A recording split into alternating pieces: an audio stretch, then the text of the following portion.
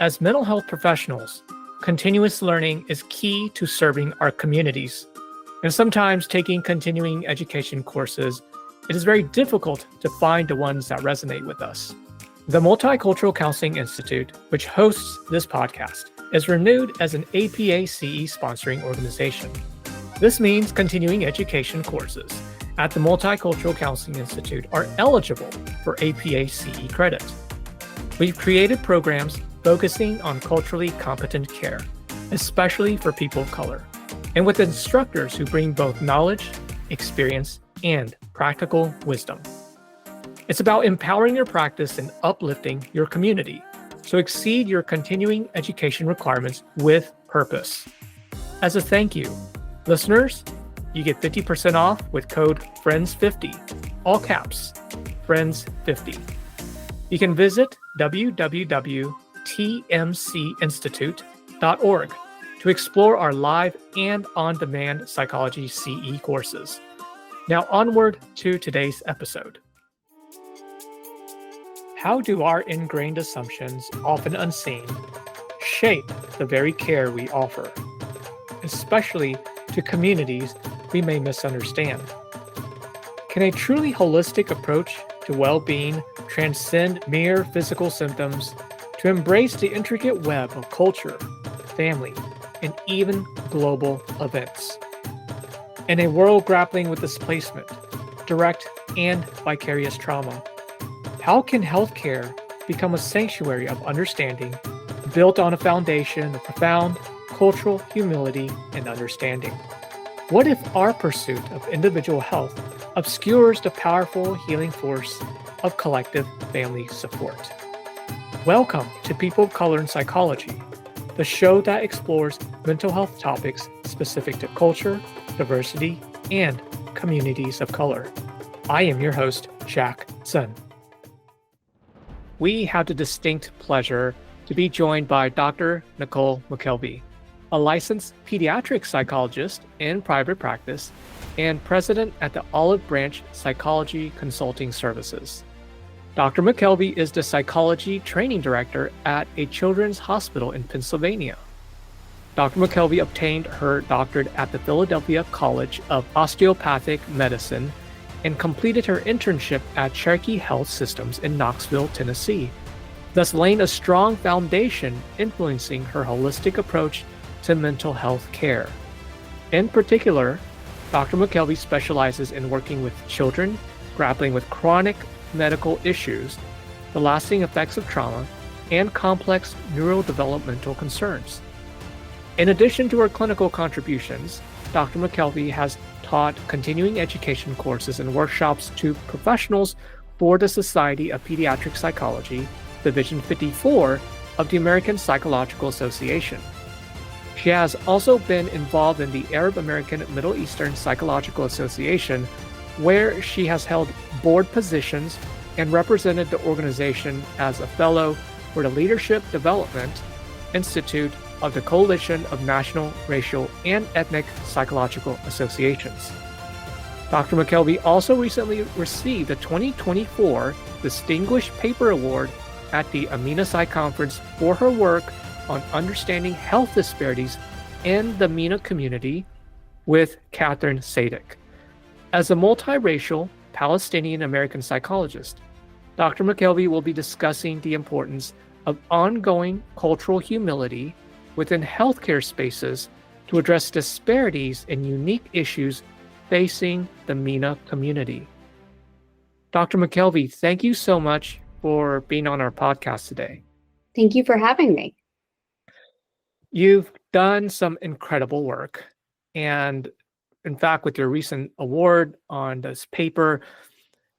So before we get into that, I'm actually curious about your existing and current work, both either at the hospital in which you're a training director at or as part of your private practice. Why don't you just share with our listeners a little bit about some of your ongoing work?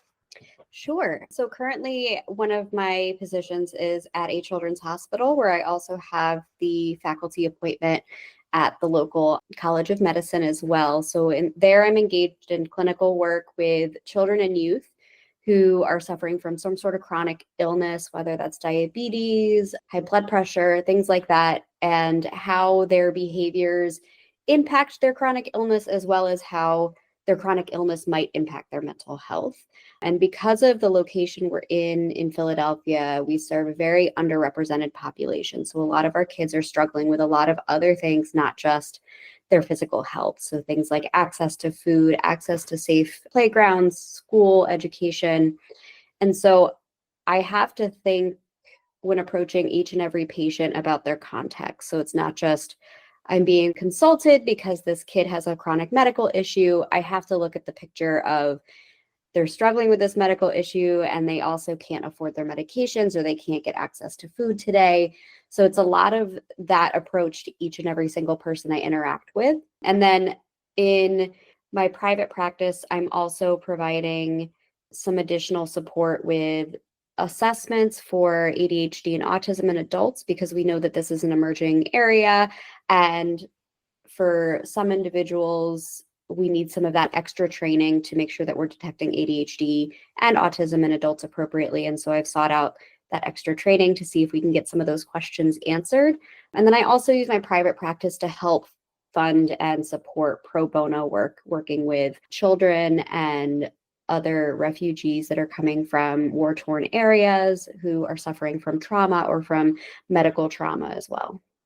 My gosh, that is just a lot of work and sweat that you're putting into this.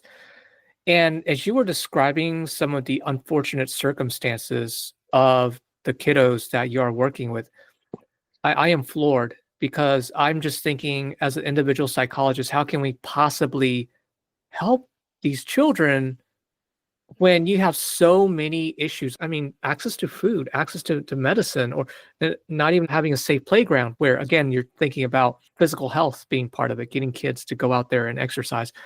That's so daunting. How do you even start? It's definitely overwhelming, and it definitely helps that in the hospital context, I have a great interdisciplinary team. So we are able to pull together resources from the local community. I also, because of where our hospital is located, everybody that works there is really dedicated towards giving back to the community. So we have a lot of events on campus that help support. So we have a backpack drive every year. We have food vendors that come on campus to give support for the kids.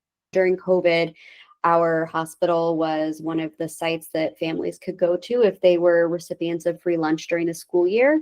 Since kids were out of school, they could come on campus and get their free lunch from us. So I think part of it is working at a place that provides some of these resources to the community, but it has also kind of opened my eyes into what are some ways that we can engage in larger acts of advocacy and getting these resources for our patients and families. Okay. So in thinking about just this, community style advocacy type of work, as a pediatric psychologist, let's shift gears here. How has that informed your approach to practicing cultural humility, and as you're thinking about working with MENA communities? Mhm. So I've had the privilege of working with a very diverse community throughout my graduate training and also where I work now. And it's definitely put into perspective that we're not going to know every single thing about every single person when we walk into the room with everyone. And so my goal is never to know everything. It's just to approach each patient, each new situation with an open mind and a willingness to learn. And I have noticed too that in working with the MENA patients I work with in my interactions through the pro bono work I do and in the hospital I work in, there are other providers who approach our MENA patients with the same kind of thought process I do, with that open mind and that curiosity to learn. And then there are others who are approaching working with MENA patients with their kind of biases and their assumptions already made. And I have seen those interactions and how they play out. And I know that there's some research to support my experiences as well that show that when patients are being confronted with these biases within a medical setting, they're less likely to continue with engaging in preventative care, and it can really break the trust of the medical system. Okay, so I'm actually a little puzzled here because these are children we're talking about. Mhm. And I'm wondering what sort of bias can you have towards MENA children? So I can speak to a pretty recent example where I was co-facilitating a talk at a grand rounds at a hospital. That was not my hospital. This was a different hospital. And the talk was providing care to Muslim children. And the organizer of the talk sought out questions beforehand. And one of the questions that came in about our talk was asking about geopolitical situations in a very specific region, when our talk was about how to give care to Muslim children. And so that was a provider that gave that question. And so providers are sometimes going into the room assuming that children or their caregivers are going to have very specific, intense opinions without knowing who the family is or without knowing where they come from. I've also seen kids who, when they hit puberty, when Muslim children will start to engage in more of the traditional rituals and spiritual practices of Islam. And so a teenage girl who hits puberty might start covering her hair. And providers have made comments about, oh, since when do you start covering your hair? Things like that, when that's a very personal choice.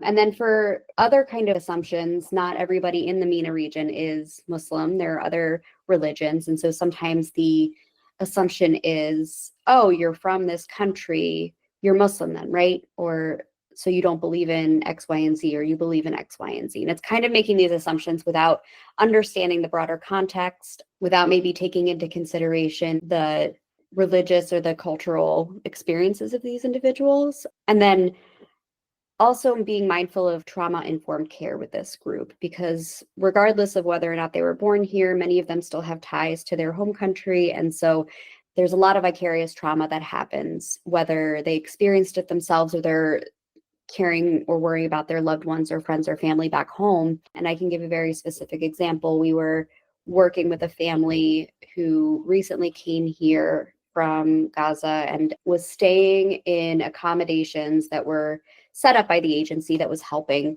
coordinate this young child's surgeries. And the family was being asked to move rooms every 2 or 3 days.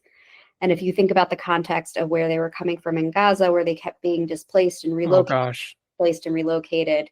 we had a conversation with the individuals at the living facility and said, can we just pick a room and stay there? At this point, doesn't even matter what the room is. Can we just have the family staying in one place until they're done with this care? Wow.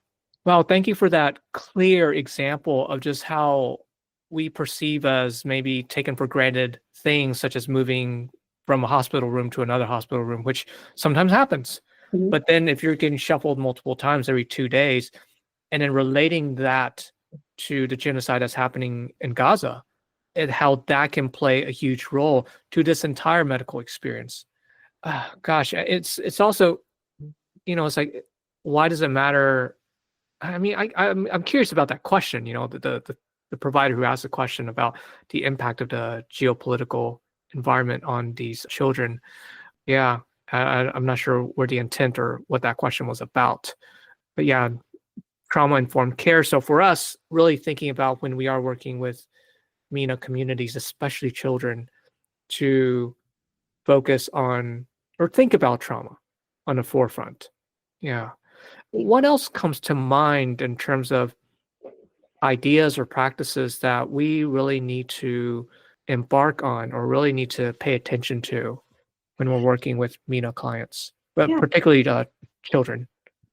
I think one thing that comes up for me that I see pretty regularly, and I would say this extends to some other cultures outside of the MENA culture, but I've seen this when working with our MENA patients at the hospital. A lot of providers, and this is like a Western point of view, it's very like normative in our culture to kind of have a very individualistic approach to things. So really targeting the patient, really targeting maybe just a parent or the parent unit in the room. Whereas sometimes our MENA patients are showing up to the appointment with mom, dad, brother, aunt, uncle, grandmother, and all of them are involved in the child's care, and all of them want to know what the recommendations are. And so being very mindful of including that family, like, okay, how does grandma play a role? How does the brother play a role? Maybe the brother is the one that watches the child immediately after school with grandma's support. Maybe mom is working a lot and dad is having his own kind of mental health issues around being disabled from being injured in his home country and having some feelings about not being the sole proprietor anymore in the house and things like that. So it's, again, this can extend to other cultures that we work with, but I would say in the MENA culture, being very mindful of the family unit and approaching it from a very collectivistic point of view rather than an individualistic. And again, I can give an example if that's helpful. I had somebody I was working with approach a family in the exam room. This was during like an integrated care visit. So multiple people are seeing this family, and asked a question generally to the patient and their family. And the family member answered for the patient saying no regarding wanting outside therapy resources at this time. And so that individual then pointedly asked the question to the child with the parent still in the room. And the parent did not have the greatest response to that. Not so much that the child was asked that, but the child was asked that immediately after the parent had said no. And so there's like that family dynamic and that collectivistic approach that wasn't taken into consideration. And so the person and I brainstormed how we can kind of like navigate that situation in the future while being mindful of culture. So it's not that we can't ask that question to the kid. It's not that we can't have that conversation. It's how do we do it in a way that is going to be more culturally salient to that family. Yeah, as you're talking about giving that great example, I'm thinking if I were to ask a child, I have to ask, well, what's my intent of even asking a child? It seems as though I'm trying to verify, is this the child's needs versus the mom's needs? It's like I'm undermining the parent's decision by asking that question to the child. Gosh, and as you're also describing, thinking about a collectivist, communal type of care, I'm also thinking about just a vast amount of support system that we can actually lean into as a result, that oftentimes we don't see when it's an individualistic approach. It's just, is one parent going to take care of everything for this child? Is the child going to navigate their mental health or comorbid mental health and medical issues alone? Mhm. Imagine having a whole support network where you're working together. I feel actually like this child is going to have a better health outcome. Mhm. Huh. Yeah. And we definitely see that like when kids are coming in with their extended family versus just like one or two parents. And it's not saying like nuclear families aren't supportive, but we see with some of these extended families, yeah, if maybe the kid listens better to aunt than they do to mom. And so by aunt knowing what the medical regimen is, the aunt could kind of be on top of it while the mom is covering other parts of the child's life, like navigating school, things like that. Or especially with families who maybe the immediate parents or caregivers don't speak English, but another caregiver in the home does speak English, having one person kind of understanding English because the translators aren't always the most effective at translating some of the more nuanced medical things. So having that extra person can really help making sure that there's understanding of the medical procedures and recommendations. Yeah, yeah. I'm also thinking for folks who are seeing clients in private practice, most of our listeners are actually in a private practice type of setting. Mhm. And it makes me think, oh, one question I probably need to start asking the parents as well as the children is, who all would you like to be involved in your care? Mhm. Just a general question. Wow. Thanks. Thanks for having this. It's just making me think about how I can practice differently. Yeah. And so what else? Any other tips or key points you think would be helpful for clinicians to be actively thinking about part of the, working with Amina clients?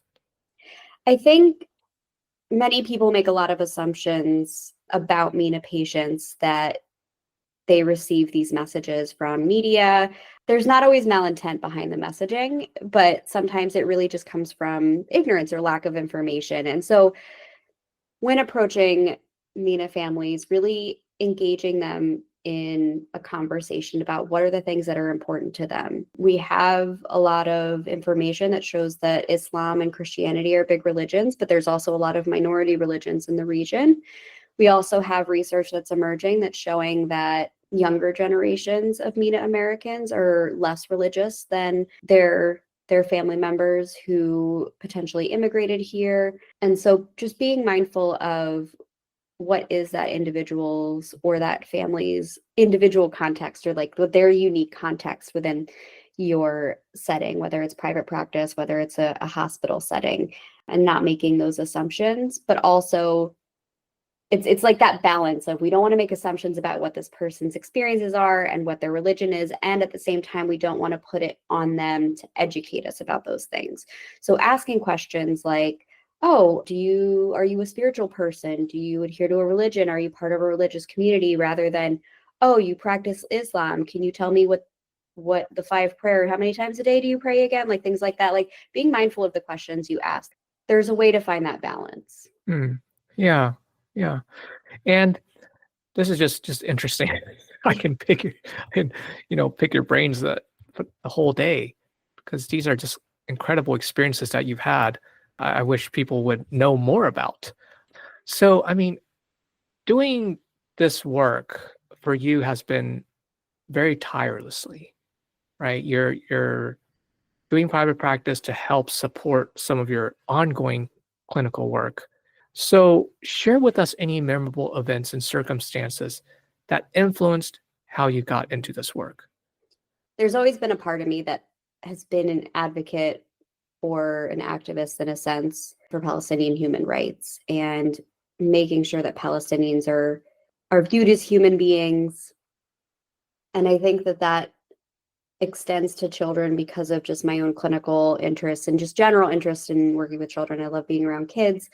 I find kids to be very refreshing, especially in like a world that we're in today, where every day you turn on the news and it's something new. And so being able to kind of plug in with my family, whether that's my own child or my nieces and nephews, it's always refreshing. And so I would love for Palestinian children to have those experiences too.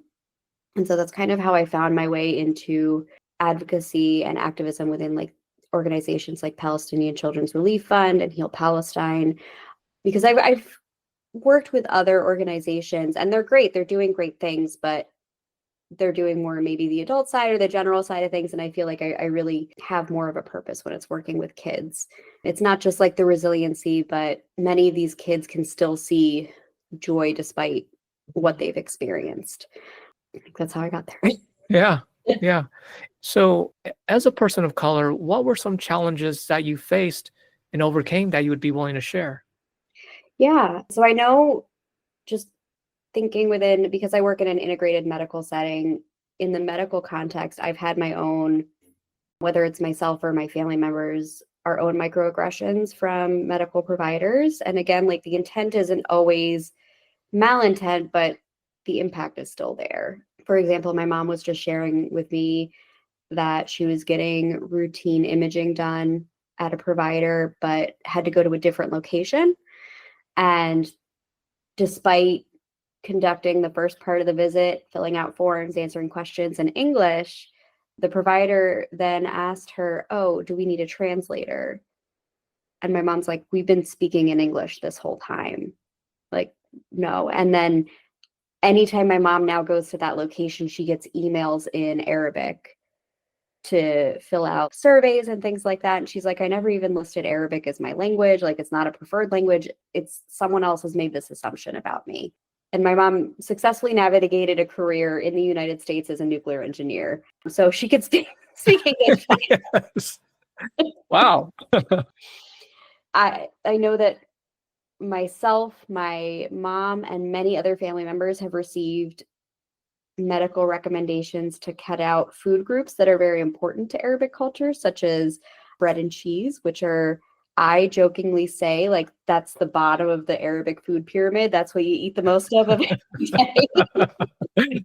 And so to cut those two out, that's like an absolute, I'm dismissing, like, I'm done. We're done this conversation. And I know that many of my other family members have that experience too. And it's not okay, how do we improve your health while keeping these in mind?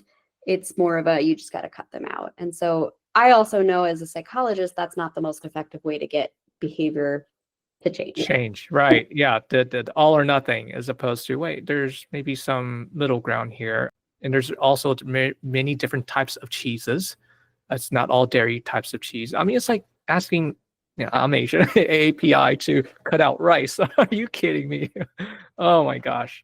Yeah. Ooh. And I work with a large Latino community, and one of the clinics I work in is a weight management clinic. And I know very well not to tell them to cut out rice and beans. Like, that's Yep.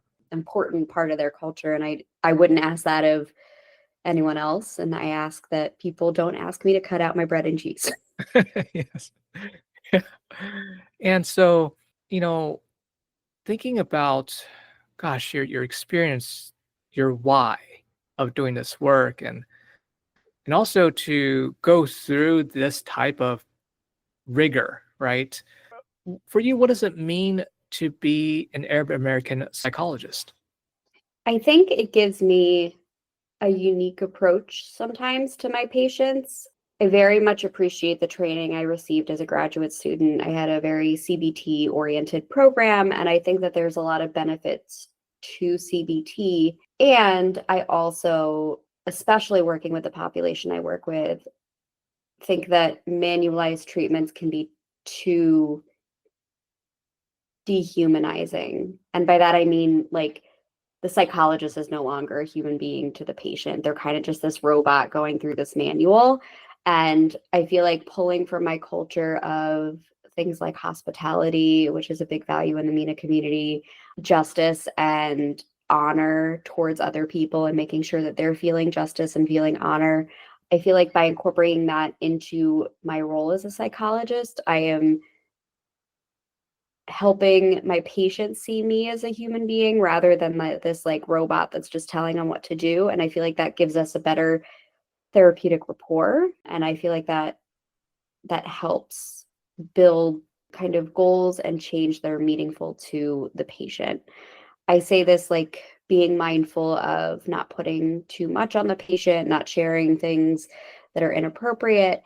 It's more about they see I'm a human being. They see that, at least I hope that they see that, like, my caring is coming from a genuine place rather than what they think my role is in the organization and things like that. And I feel like that's very much informed by the values that I was raised with from my MENA family. Yeah.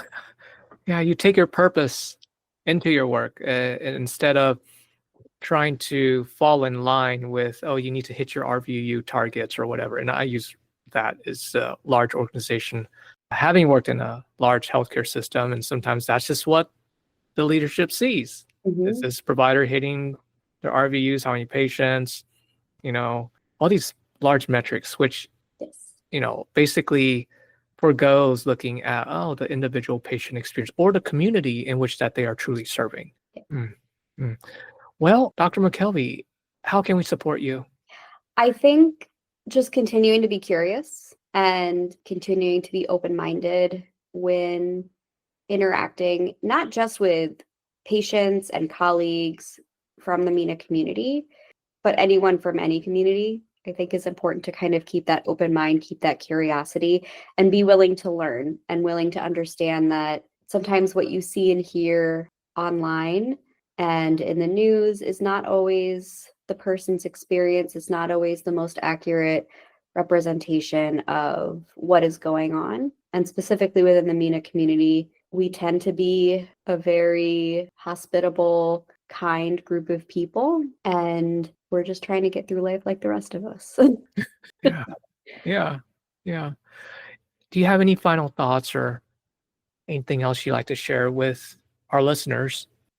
A follow-up to the one question about like professional experiences, I can also speak to kind of what I talked about earlier with the one question that we got for talking about Muslim children. Unfortunately, that was not the first experience I've had in doing some sort of professional talk on MENA communities where I've gotten some sort of pushback from the audience that the intention behind the question was unclear as to whether or not this person really was curious about how this impacts the MENA community, or whether or not they were, again, pushing their own biases about the MENA community and putting them out there.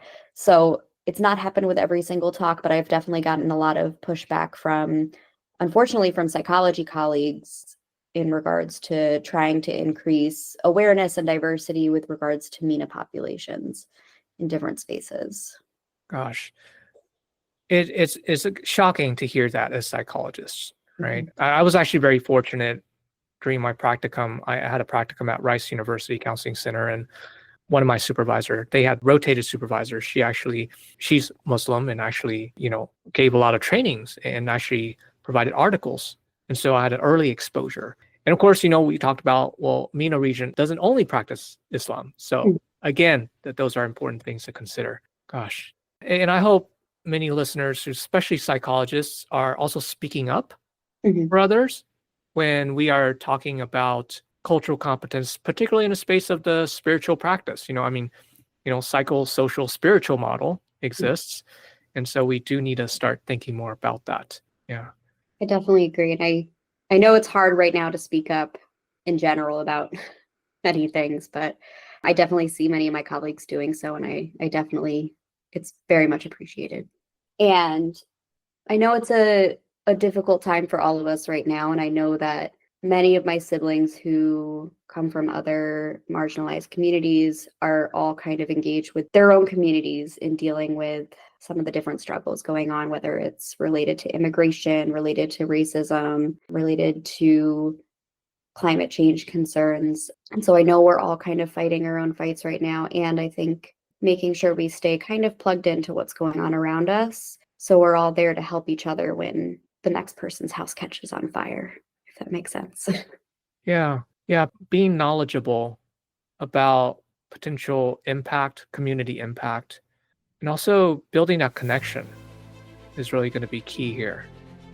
The hospitality tells me that we're developing relationships so that we together can actually survive. We together can actually do so much more. I'm just thinking about, gosh, it's a missed opportunity if we look at our clients just individually and we don't take, the opportunity to understand, gosh, as a family, we can really do so much more.